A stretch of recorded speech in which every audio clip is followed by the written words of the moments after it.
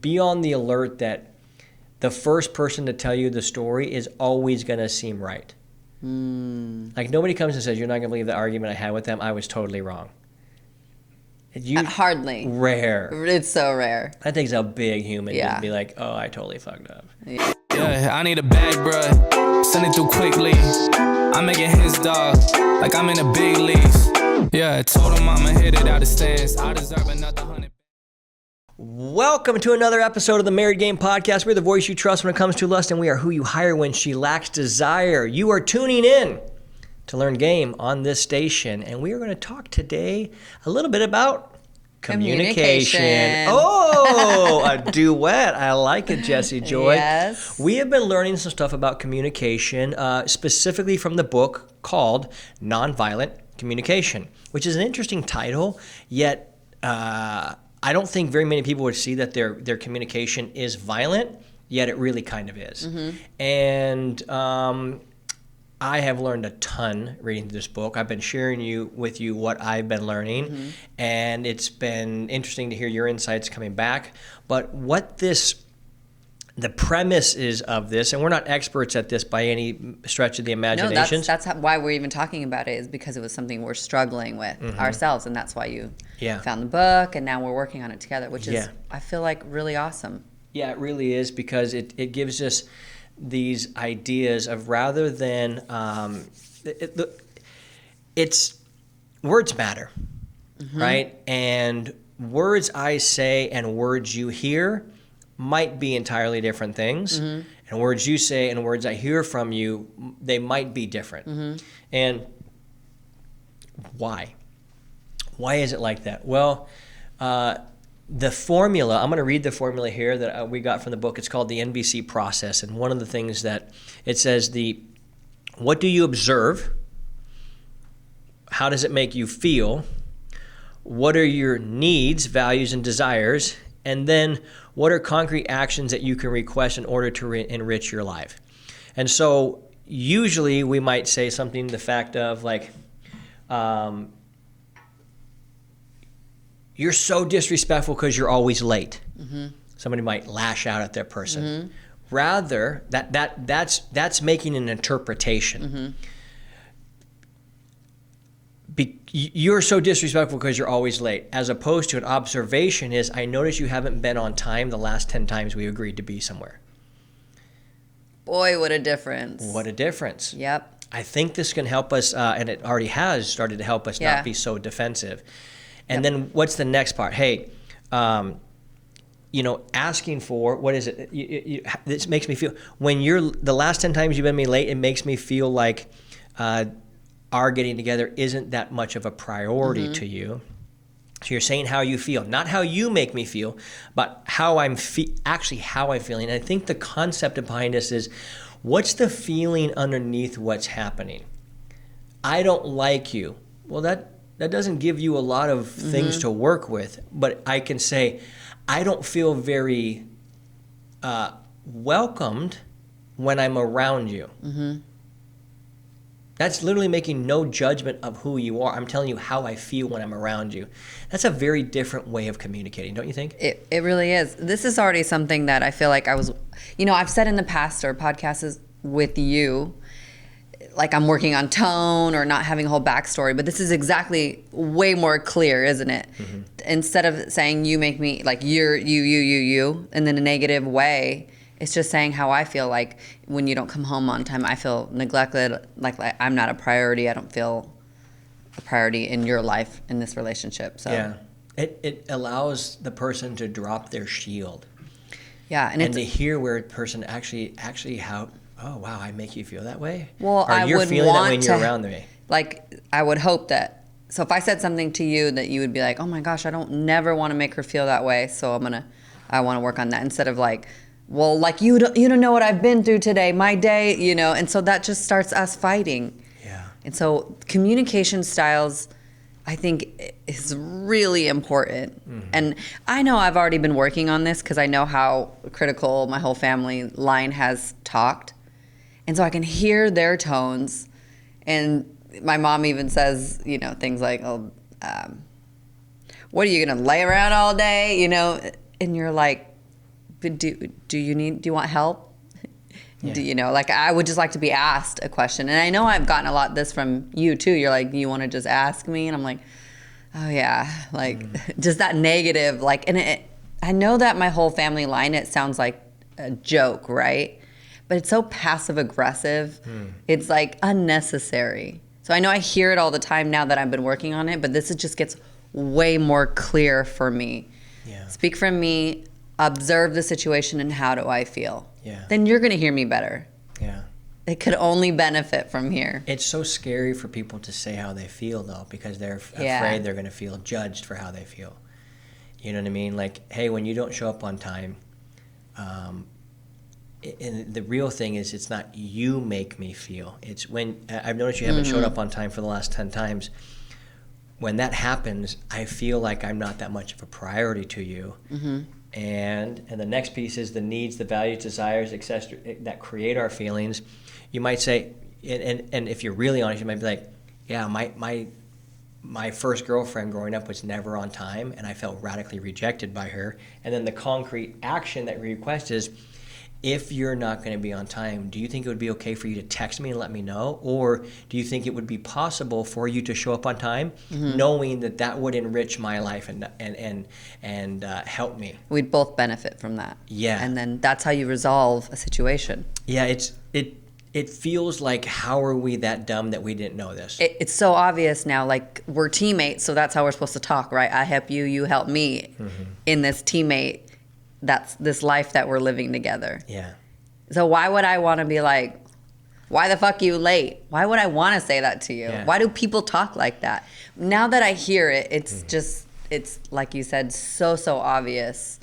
Yet we're learning a new language, so it's going to be such a struggle. Because what we were trying to even discuss the situation that we were dealing with, and I was like, I'm learning a new language. I'm stumbling over my words, but I really want to try to like implement this right away in my communication to you. Yeah. But it was a struggle. It will be. Continue to be. Yeah.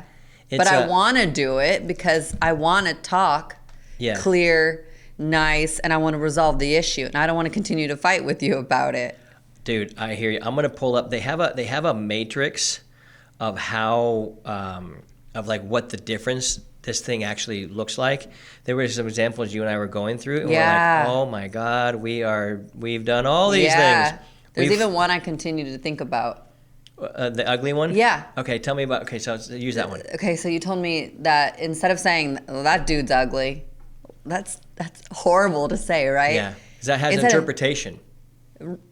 Yeah, but it's nobody else's opinion, it's mine. So it's his looks don't appeal to me. Yeah. I mean, when you said that to me, it's like, my mind exploded. Yeah. Because someone else might find that man beautiful, like, and that's fine. It just, that dude's ugly. Like, what a bitch if someone says that. It's so crazy. That's so true. So, example of observation with evaluation mixed in, you are too generous. Example of observation with separate from evaluation, when I see you give all your lunch money to others, I think you are being too generous. Like, you know why this appeals to me so much? Remember how our wizard talks about how I feel when, like, he only knows about your and our conversation. So when you go, you're this, I'm like, I don't have to agree with that, but it sounds like you're casting a judgment that can't be changed. Yeah. And I'm like, well, I'm not that. Yeah. Well, who the fuck gets to decide? Yeah, you were saying some things about me, and I was like, I feel like you're putting me in a box that I don't feel like I am, but you're casting that judgment on me. We both do it. Oh, fuck, absolutely. We both do it to each other. No, absolutely. Here's another one that says, Doug procrastinates, as opposed to, Doug only studies for exams the night before. One is a judgment. Yeah. He's a procrastinator. The other one is negative. Well, the other one is just an observation. Yeah. This one is, she won't get her work in. The observation without interpretation, separate from evaluation, is I don't think she'll get her work in, or she said I won't get my work in. This other one is if you don't eat balanced meals, your health's going to be impaired. The other one is if you don't eat balanced meals, I fear your health may be impaired. Yeah. You're just saying immigrants don't take care of their property. As opposed to, I have not seen the immigrant family living at 1679 Ross shovel the snow on their sidewalk. Facts. It's so different. Hank Smith is a poor soccer player versus Hank Smith has not scored a goal in 20 games. Here's the one you love. Jim is ugly versus Jim's looks don't appeal to me. This book is really fucking fantastic, and I am so glad that it was recommended to me. Yes. And me too. I believe that it's helping us understand, telling somebody, hey, here's where I'm at, and not blaming you for it. And not blaming you for anything. It's just, here's where I'm at. And then you can go, oh, what it is it's trying to get to the feeling of what's happening underneath it, whereas all these other words are used to protect us from actually having to get into the feeling. Mm-hmm. What do you think this is going to do for us as we continue to unravel this and unlock this? Already, what has this already past been week, we just started, you started like a week ago and told me about it, and then we had this whole conversation. But already, I feel like it's helping. Already, what you have said to me in my mind, even in my daily thinking by myself, I'm trying to like fix it. Just observations, not not when I've noticed something like, oh, that's ugly, that's this or that. I'm like, no. Just how would I flip that? What's the observation and not my feelings and story and tone and all this interpretation and evaluation, behind it. There's something else that we say that we do. Oh, crap. My train of thought.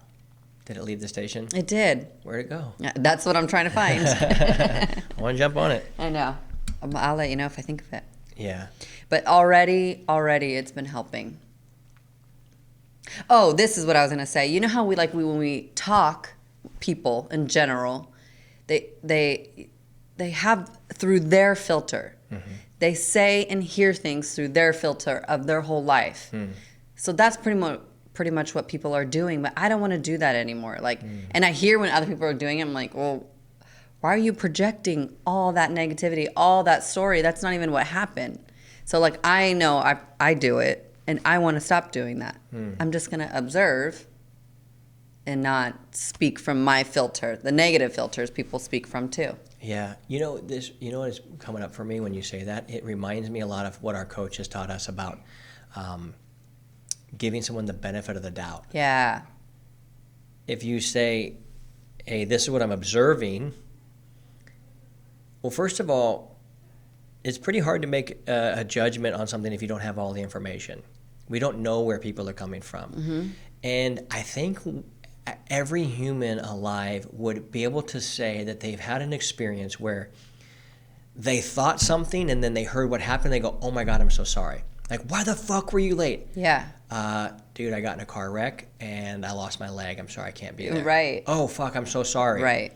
It's like, rather than have to say, oh, fuck, I'm so sorry, you can just ask. It's like we're like not even in control of our emotions anymore. We just fly off the fucking handle like we're crazy animals. I know we're born like this. Like, kids are born selfish. You got to teach them, right? Like, I even hear Jovi. We watch the Mask show, and that's a show where you sit and judge. Like that's the whole point of like going on there. You judge their singing and you score them. So, yes, we like it.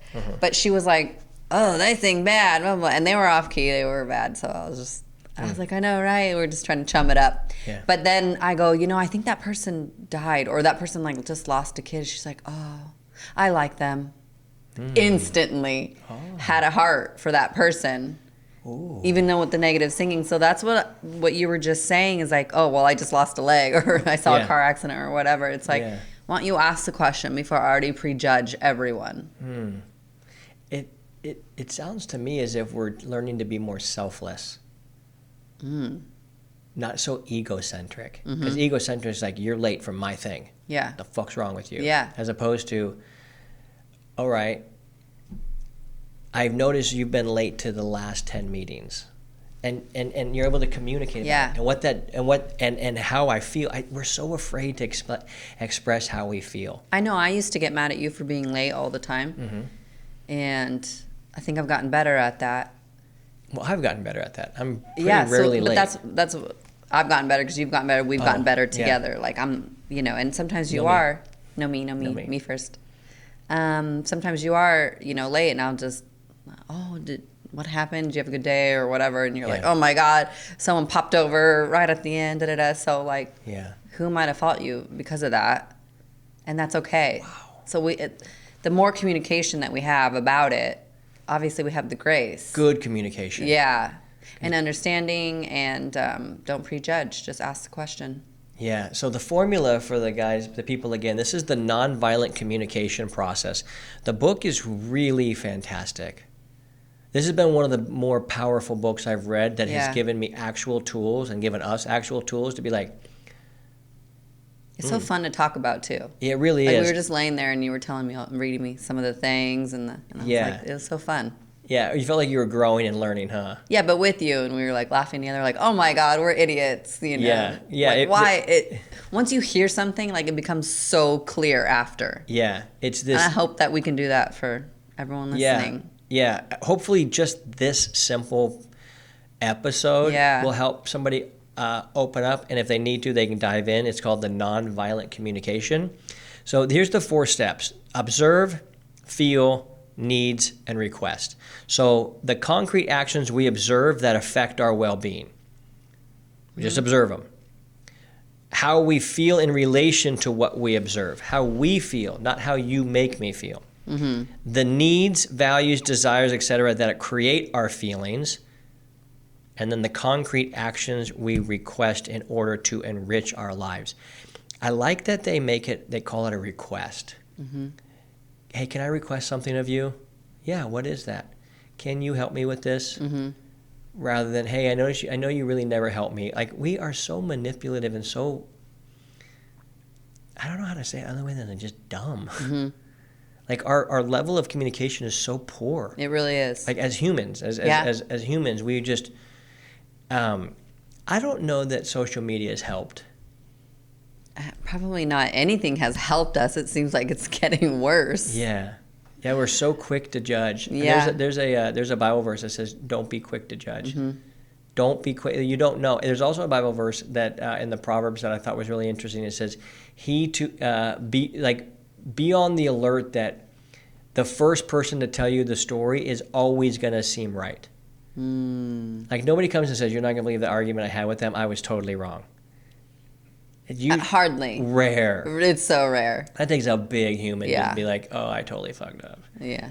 But that is fun to do when you I remember I told you that situation with the gymnastics, the coaches, when I had to go have time with them. I go, oof, that was not my best work. I already knew it too. You were in a mood. I'm like, I think that was a B+. Yeah. That was my B+ work. And you know what? Now that you said that to me, and then I was like, all right, like I wasn't like, why'd you say that? When you were saying, you already pre-opened with that, and I was like, all right, give it to me. Like, I can already hear it. Yeah. It allows people to be people, but the second piece, so the observe, how beautiful is that? The second one, though, is how I feel in relation to what I'm observing. Mm-hmm. That's a real vulnerable one. I know it. Like, a person might say, when you're out all night and you don't text, I notice when you're out all night, you don't text me. How I feel in relation to that is it makes me scared that you're doing something behind my back. Mm-hmm. And I've been cheated on by a bunch of people. So when you do that, when I observe you doing this, it really makes me nervous and it hurts me. Is there any way that you could text me when you know where you're going to be and when? Is there anything you could do that would help me out a lot? Yeah. That's not a true story for me, but I could see people that would have that happen. Mm-hmm. What person would be like, I'm not doing that? Right. Well, some egos get in the way sometimes. Yeah. But if you're making a request because I know it would enrich your life, why wouldn't I want to enrich your life? Yeah. Do you know what I mean? Yeah, and now that you're bringing like that situation of, I like start to think of our old relationship where I'm like, oh, you never text me, or you were out, you're like, I'm busy, so ego does get in the way. And if you make that request and the other person doesn't want to do that, what do you say from there? Well, the first and foremost is if I know how you're feeling and I know why you're feeling that way, I would have to agree that I would be callous to not do that. Yep. But where this really, I think, sets me free, when I started to understand this, what set me the most free was like, oh, I'm not losing my power by doing things for Jesse. I'm able to serve. Mm-hmm. So the example that came up for me, this isn't the exact example. I don't know what the exact example that was popped up for me, but this is going to be like the example.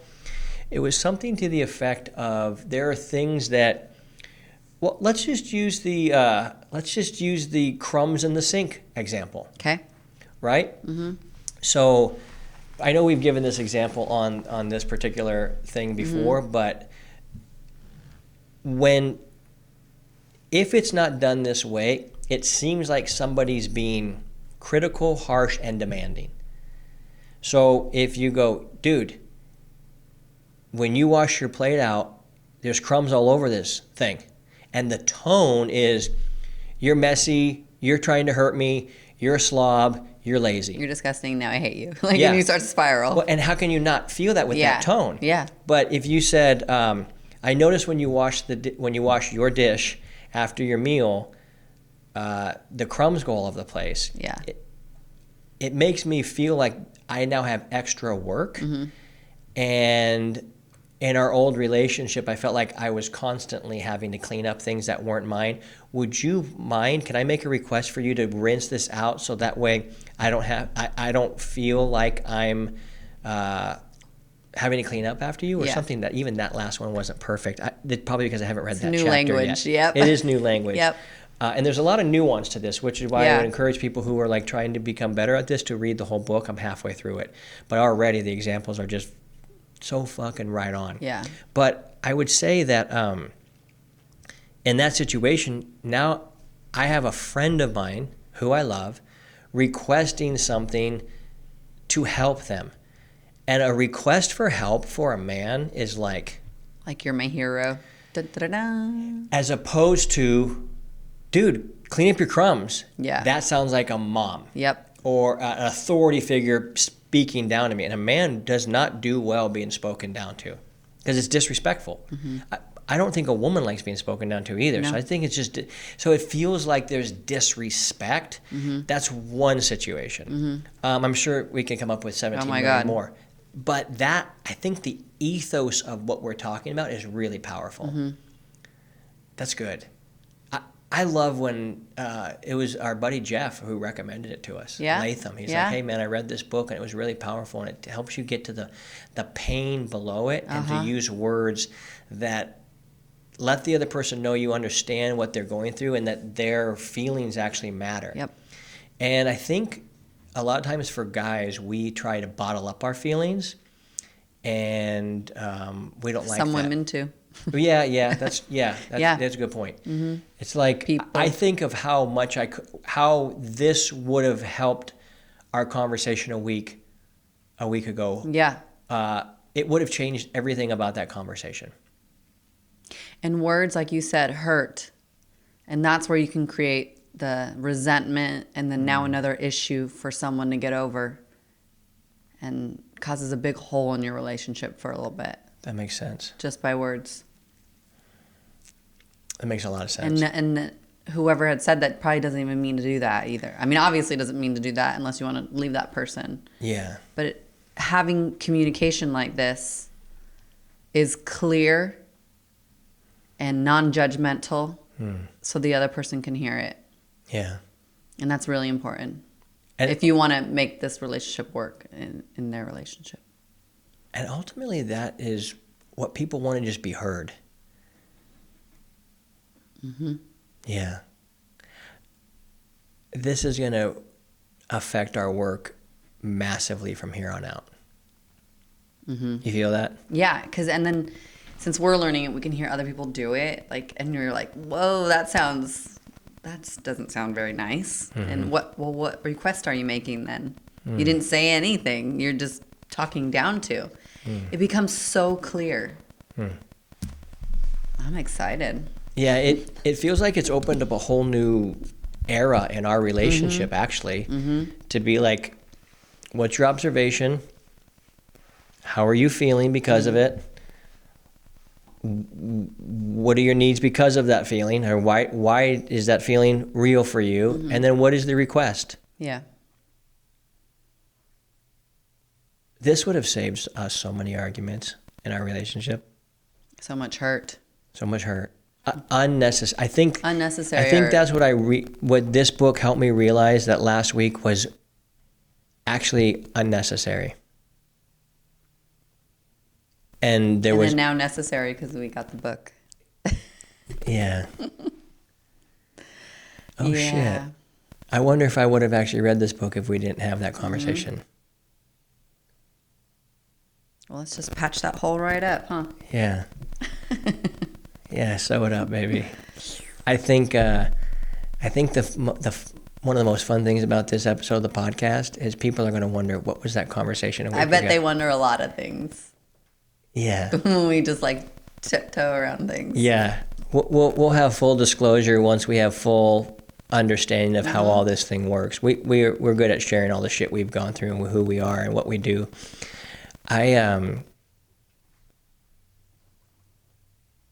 I think that communication, real communication in a relationship, I think most human beings are woefully underprepared to actually be in a long-term relationship. You're not wrong. And I am shocked that only half the people get divorced. And it's not like almost everybody. They just stick it out, a lot of the other people. Yeah. I think you and I have been saying this for a year. Like, we are in shock that any two people can actually last the whole thing. Yeah. Because two people we're just so damn stubborn. And we How have many our times way. we broke up twice and how many times we come dangerously close? And a lot of it is communication. It's one of our needs isn't feeling met, and we're not able to communicate it. Yep. If you were to come to me and say, I observe this about you, and I feel this, it takes so much courage to be able to say it, because oftentimes what you're really saying is, I feel afraid. I feel Hurt, afraid, sad. I feel, it's our feeling, like, people, hey, give me facts, not feelings. Fuck your feelings. Yeah. That might sound good on a Alpha Bravo tape, but the truth is we all do have actually very real feelings. And since my journey, I've realized that the deepest core of all of us is to be accepted. Like, all we really want to do is be accepted. And when you don't follow a method like this, there might be other methods, but when you fuck it up and you don't do this, and you just make the observation with an evaluation or an interpretation or basically a judgment in it, you leave no room for actual real dialogue. Yeah, because your defenses automatically go up and then you can't even hear the other person instantly. And you're like, everything that you're saying is just going out the other way because I hate everything how you're talking to me right now. So you can't hear their heart and their feelings. Now you're fighting for a week. And then again, because you can't get out what you want to get out and then clear it up. What do you think people really want in a relationship? Like, when it's boiled right down to, what do you think they To really be want? accepted, to be heard, accepted. Peace, Fully. huh? Yeah, fun. peace.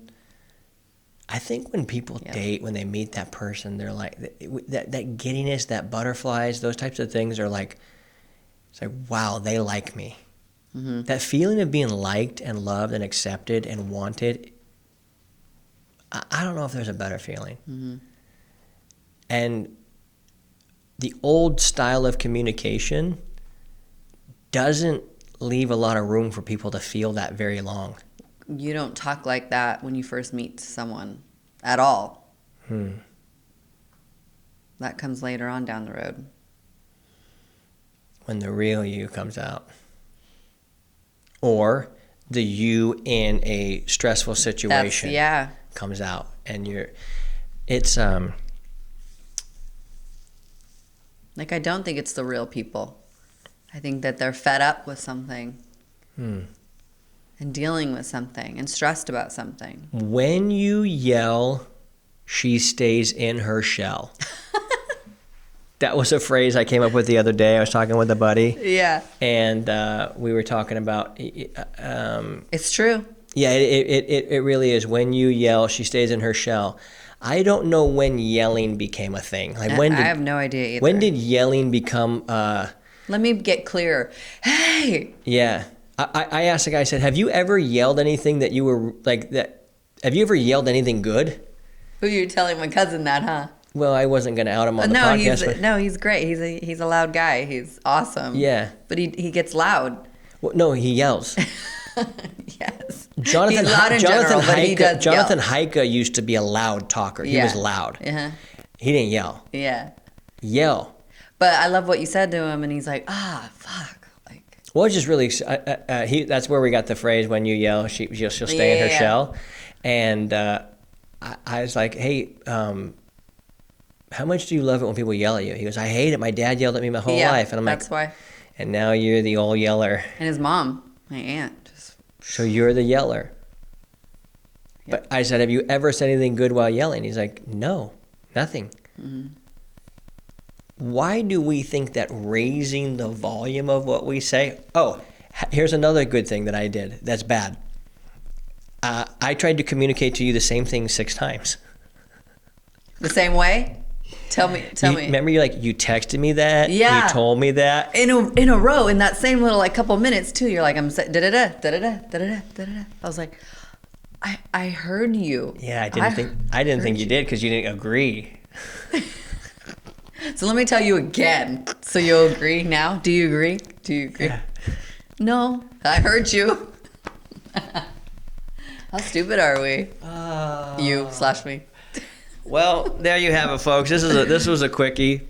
We get immature real fast when we're put in a situation where we're fighting and we want to get, stick up for ourselves. Like, just all that we learn sometimes just goes right away. Gone. And then we're like, can I try again? Yeah. Let's do this again. Can we talk again? Yeah. And then it all comes back. But sometimes we just get really stupid. Would this podcast episode be complete if I didn't make a jiu-jitsu reference? Oh, wow. Seriously? Well, it's like guys who really know jiu-jitsu, you're not gonna hurt them. Mm. And because it's an actual art. It's an actual skill to it. And so there's a saying that a lot of jiu-jitsu guys have heard about. And they're like, oh, dude, you don't understand, man. When I get mad, I see red, bro. It's over. Like they think they're going to be actually able to handle themselves in a situation because they see red. And the truth is, there's a statement that says you don't rise to the level of the occasion, you fall back to the level of your training. Mm.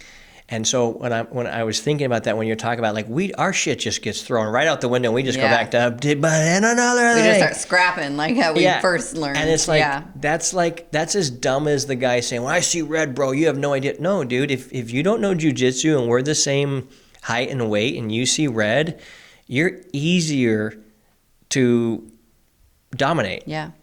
And that's what we do on a communication level. And this nonviolent communication isn't even for marriages. It's for everything. Yeah. How you work with teams, how you negotiate across the table of something you're trying to do a deal. Yep. Getting to the point of asking questions like, how do you feel? You have control of your emotional state, which then you become clear about what you want to achieve. Yeah. When you stay composed, then you can get your words out better. Because I know when I get frustrated, I get flustered, and then I'm like, I can't talk to you right now. Like, I'm not saying anything good. So I have to remove myself because I get flustered. Yeah. But when you stay composed, then you can get your point across. Yeah. And then achieve something. Yeah. Instead of not. Yeah. And saying something hurtful and mean and see red and then. Yeah. Why? Yeah, I can't help but thinking about that Bible verse that says a man who has no control over his temper is like a city without a gate. Mm-hmm. There's just no defense. People can come and freely come and go. You're defenseless. You're actually, when you lose your emotional control, is actually the best defense system. Mm-hmm. This is good. I'm excited to we need a return and report in about 30 to 60 days on All this right. one. This will be fun to We find should be out. real honest about Yeah. our conversations. This will be good. Yeah. I love it. Well, listen, you've heard it here first, and Or second, because we're referring to a book. yeah. You heard it here second, everyone. You heard it here second. Hey, listen, don't be a nerd. Spread the word. We love you, and we hope your day is amazing. And if you need help, which a lot of you guys do, I know, you feel abandoned and rejected by your wife, and it's real simple. Just go to marriedgame.com. We'll show you the way. Keep crushing it. That shit is And will always be contagious. contagious.